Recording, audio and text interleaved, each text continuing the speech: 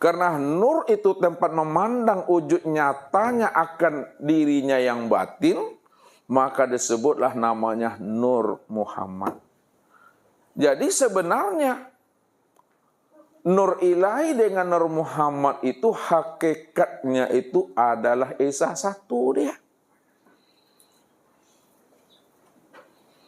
Ya, sebutannya dua, namun yang disebut, yang diceritakan itu adalah diri yang Esa, diri yang satu. Disinilah Ustaz selalu katakan bahwa nur itu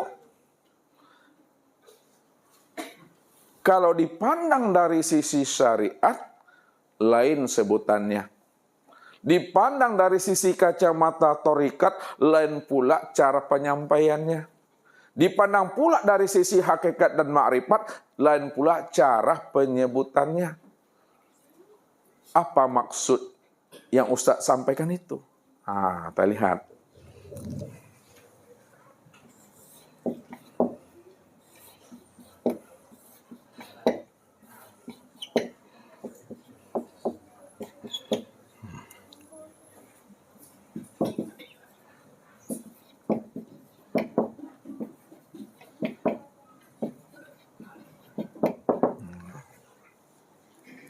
Ya, nur ini Bapak Ibu, ya,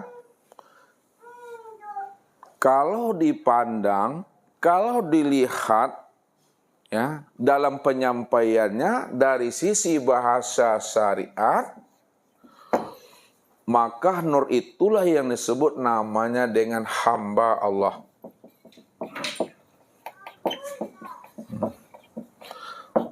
Disebutlah namanya makhluk.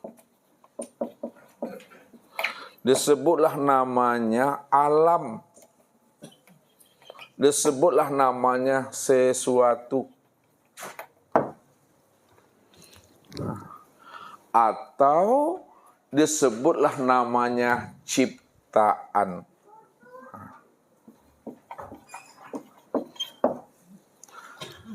Jadi ciptaan, sesuatu, alam, makhluk, hamba Allah itu sebenarnya adalah nur.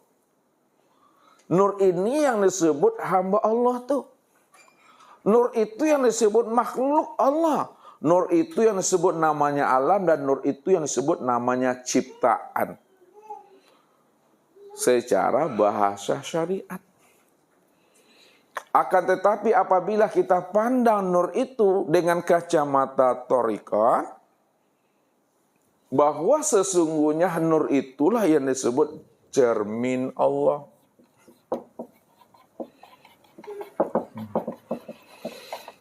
Nur itu yang disebut namanya bayang-bayang Allah. Nur itu yang disebut namanya duplikat Allah. Nur itu yang disebut namanya rupa Allah. Nur itu yang disebut bahagian Allah.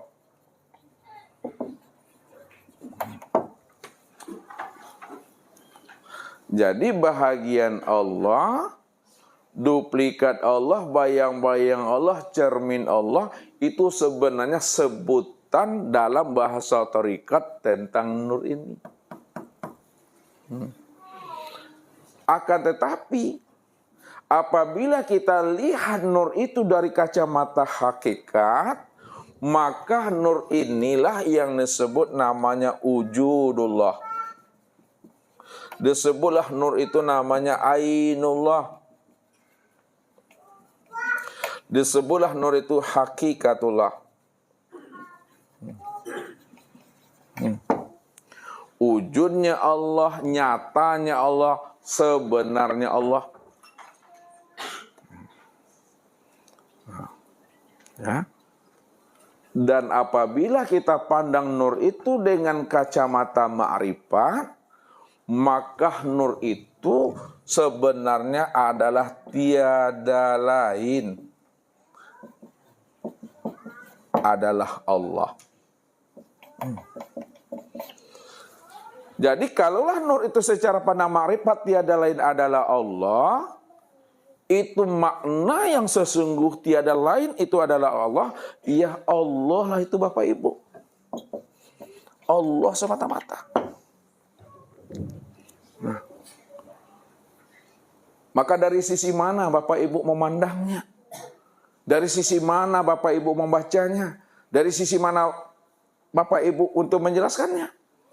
Kalau Bapak Ibu menerangkan nur itu dari sisi syariat, maka sebutannya hamba Allah tuh. Sebutnya makhluk, sebutnya ciptaan.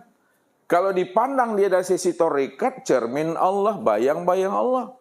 Dipandang dia dari sisi hakikat, wujudullah, ainullah. Wujud Allah, nyatanya Allah. Dipandang dari sisi makrifat, tiada lain Allah. Allah lah itu maksud yang sebenar-benarnya.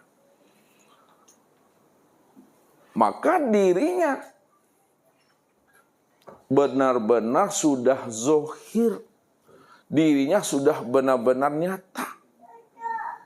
Kemana tempat memandang zohir dan nyatanya dirinya itu Bapak Ibu? Kalau dirinya itu telah wujud.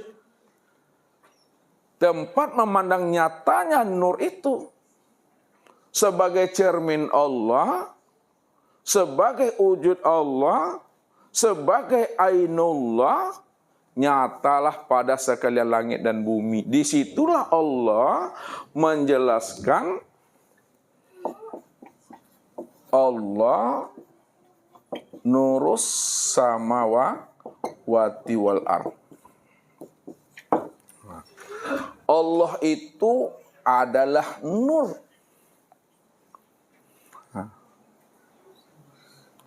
Kalaulah Allah itu nur, nurnya Allah itu sudah nyata pada sekalian langit dan sudah nyata pada sekalian bumi.